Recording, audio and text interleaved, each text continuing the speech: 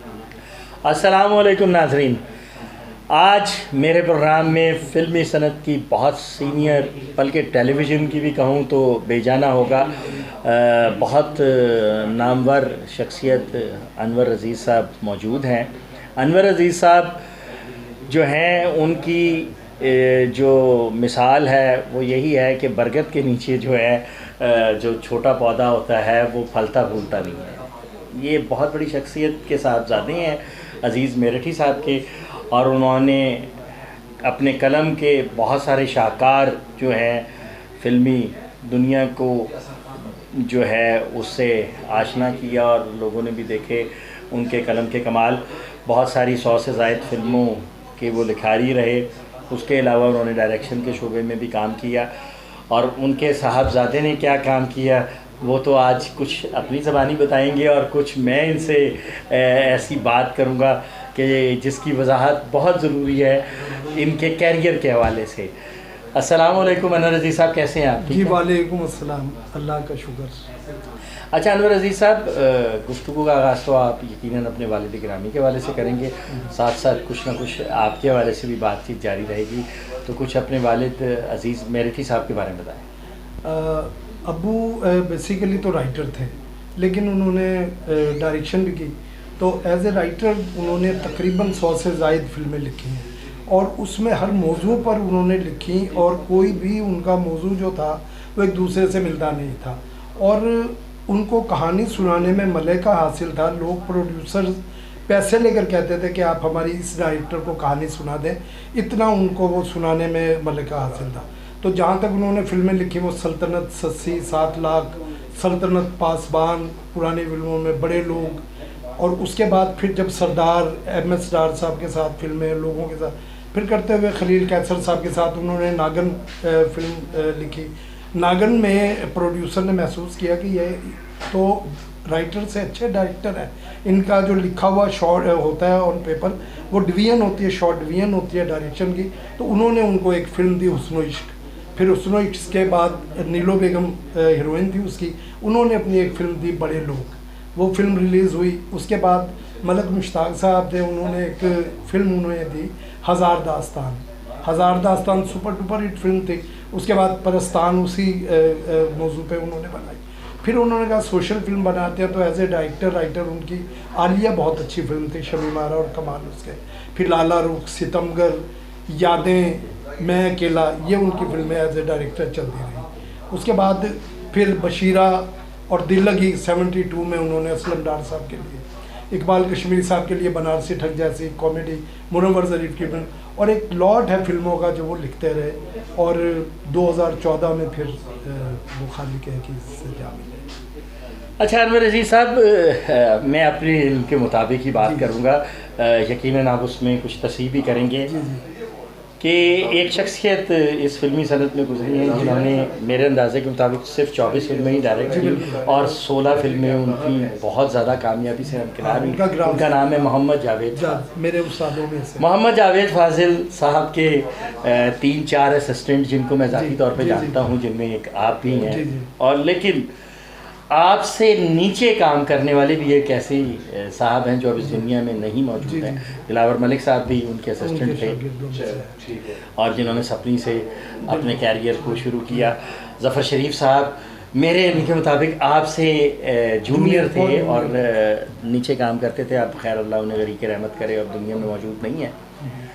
آپ کے والے سے ایک واقعہ ہے جو ابھی تک تاریخ کا حصہ نہیں بنا، لیکن آج ہمارے انٹرویو کے ذریعے ہسٹری کا حصہ بن جائے گا، کہ جب اللہ تعالیٰ نے آپ کو بریک تھرو کا موقع یعنی فراہم کیا، اور آپ کو ایک بڑے پروجیکٹ کا ایڈوانس مل گیا، آپ نے فلم کا آغاز کرنے کے بجائے سیدھا ایک ایسی پارٹی کا رخ کیا جہاں کہ پتوں کا کھیل ہوتا تھا، اور آپ نے وہ سارا ایڈوانس میرے جو علم کے مطابق جوئے میں ہاتھ دیا، اور وہ فلم آپ کے ہاتھ سے نکل گئی. یہ کیا واقعہ تھا؟ اس واقعے پر تھوڑی روشنی تھا. نہیں، اس میں جو ہے نا آپ کے علم میں جو ہے وہ ایسی کوئی بات نہیں تھی.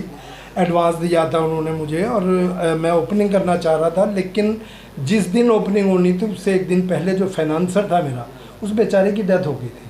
کوئی ایسا اس میں کوئی دو رائے نہیں ہے, کوئی کچھ نہیں ہے. اور پرویز کیفی میرے پروڈیوسر تھے, عمر شریف کے وہ مطلب وہ تھے پارٹنر تھے, انہوں نے ہی مجھے ڈائریکٹر لیا تھا. لیکن جب میری اوپننگ ہونی تھی تو ان کی وہ جو فائنانسر تھے پیچھے, وہ ان کی ڈیتھ ہو گئی تھی. اور کوئی ایسا کہیں جوئے میں نہیں ہارا, کہیں کچھ نہیں کیا, کچھ بھی نہیں ہوا تھا ایسا. تو اگر آپ کے علم میں ایسی کوئی بات انور عزیز صاحب, چلے یہ تو آپ کی زبانی تردید ہو گئی, اور اس وقت تو کوئی ایسا گواہ موجود نہیں ہے جو اس موقع پہ موجود تھا جس کو ہم پیش کر سکیں. آپ مجھے یہ بتائیے کہ جب ایز اے اسسٹنٹ آپ اتنی بڑی شخصیت کے ساتھ, جو کہ قدیر غوری صاحب کے ساتھ اور ایس سلیمان صاحب کے ساتھ بہت کام کیا, اور جب آپ ایز اے اسسٹنٹ بھی ترقی کر چکے تھے اور ان کے سیکنڈ اسسٹنٹ تھے, بلکہ فرسٹ اسسٹنٹ تھے جاوید فاضل صاحب کے, تو کیا آپ اسے تقدیر کا لکھا کہیں گے یا اپنی کوئی بدقسمتی کہیں گے کہ اتنے سالوں بعد بھی آپ کو وہ مواقع کیوں میسر نہیں آئے جو دلاور ملک صاحب کو آئے, ظفر شریف صاحب کی قسمت میں آئے؟ یہ کیا وجہ ہے؟ آج آپ کھل کے دل کی بات ہمارے ناظرین کو بتائیں. دیکھیں نہیں, صرف میں یہ سمجھتا ہوں کہ میں یہ سمجھ رہا تھا کہ میں اس فیلڈ میں تو آ گیا تھا, لیکن اس فیلڈ کے لیے فٹ نہیں تھا. کیوں فٹ نہیں تھا؟ کہ شراب میں نہیں پیتا تھا, جوا میں نہیں کھیلتا تھا. ایون اس لمحے تک کوئی مجھے بتا دے کہ کبھی میرے ہاتھ میں سادہ سگریٹ بھی دیکھا ہو بغیر جلا ہوا. یہ تین چیزیں اور کسی عورت سے, کسی بھی خاتون سے میرا کوئی معاشقہ نہیں تھا. یہ چار چیزیں میں سمجھتا ہوں کہ فلم انڈسٹری میں سروائیو کرنے کے لیے مسٹ ہوں گی آپ کے ساتھ, تو آپ کہیں نہ کہیں فٹ ہوں گے. ادروائز میرے میں یہ چاروں باتیں نہیں تھیں. اور تیسری بات یہ مطلب بلکہ پہلی بات میں یہ کہوں گا کہ یہ تقدیر کا لکھا اس کو کہتے ہیں. اسے پتہ تھا کہ کیسے کیسے کرنا ہے. 2 بیٹیاں تھیں جن کی شادی کا بوجھ تھا. جب بھی کوئی فلم کا یا کوئی بڑا پروجیکٹ ہوتا تھا اور میں دیکھتا تھا کہ کوئی کام مجھے مل رہا ہے, تو میں ہاتھ پھیلانے کی بجائے اس کام کو پکڑ لیتا تھا. شاید وہ کانفیڈنس لوز کہہ لیں اس کو ہوا یا کچھ, تو ان چیزوں کی وجہ سے میں سروائیو نہیں کر سکا. اچھا ماشاءاللہ, اب آپ کی دونوں صاحبزادیاں اپنے گھر الحمدللہ اپنے گھر پہ آباد. صرف 2 ہی آپ کی؟ 2 صاحبزادیاں. اچھا, آپ اپنے والد کی اکلوتی اولاد ہیں یا نہیں؟ میرے سے پہلے 2 بھائی بڑے, 2 چھوٹے, مجھ سے 5 بھائی ہیں. بڑے بھائی میرے اسلم عادل پروفیسر رہے FC کالج میں اردو کے, گورنمنٹ آف کالج میں بھی رہے اور وہ ریٹائر ہیں. اس سے چھوٹے میرے بھائی صحافی تھے, اکرم کامل. یہ ہے 74 اور 8 کی بات, جب مصور اور ممتاز نکلتا تھا رسالہ جاوید صاحب کا اور عطا بزدار وغیرہ, ان کے وہ کام کرتے تھے. اس کے بعد میرا نمبر تھا. پھر میرے بعد اکبر جہانگیر ہیں جو ایک جگہ جاب کر رہے ہیں. اس سے چھوٹا میرا بھائی یوٹیلیٹی اسٹور میں. 5 بھائی ہم ہیں, جس میں سے 1 چلے گئے, 4 ابھی الحمدللہ حیات.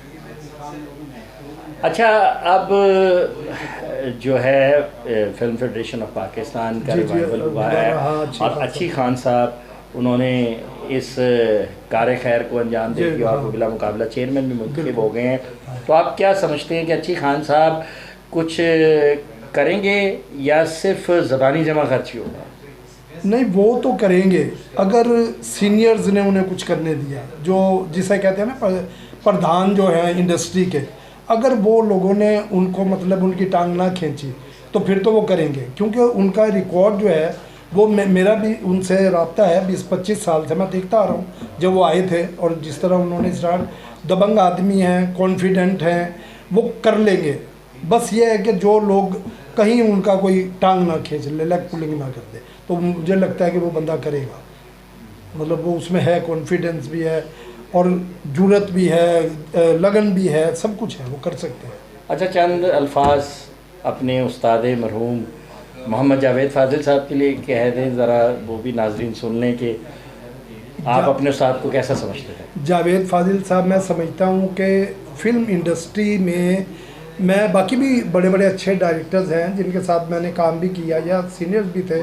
پرویز ملک صاحب تھے میرے استادوں کے استاد, ایس سلیمان صاحب, سید نور صاحب ہیں, ایس حافظ صاحب تھے, اور بہت لوگ تھے. لیکن جاوید فاضل صاحب وہ شخصیت تھے کہ جنہیں کہنا چاہیے کہ فلم کی الف سے لے کر یہ تک کا پتہ تھا.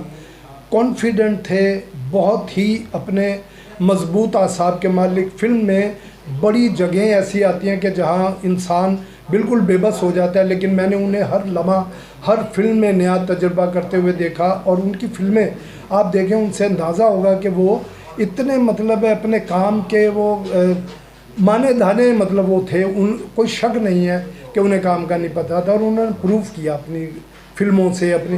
اور ایز اے پرسن نہایت ہی شفیق انسان، چھوٹے بیٹوں کی طرح بھائیوں کی طرح ٹریٹ کرتے تھے، اور جب کبھی وقتاً فوقتاً تو مالی امداد میں بھی وہ پیچھے نہیں رہتے تھے. میری یہ دعا ہے کہ اللہ تعالیٰ انہیں غریق رحمت کرے اور ان کی قبر کو جنت کی باغوں میں سے ایک باغ بنائے. تو ناظرین، آپ نے انور عزیز صاحب کی باتیں سنی، ہمارا چپتا ہوا سوال بھی آپ نے سنا اور اس کی تردید بھی آپ نے سن لی. یقینی طور پر آپ لوگ جو ہیں انور عزیز صاحب کی جو باتیں ہیں ان میں سن کر محظوظ ہوئے ہوں گے. اگلے پروگرام تک کے لیے اپنے ہوسٹ حسن عباس زیدی کو اجازت دیجیے. اللہ حافظ.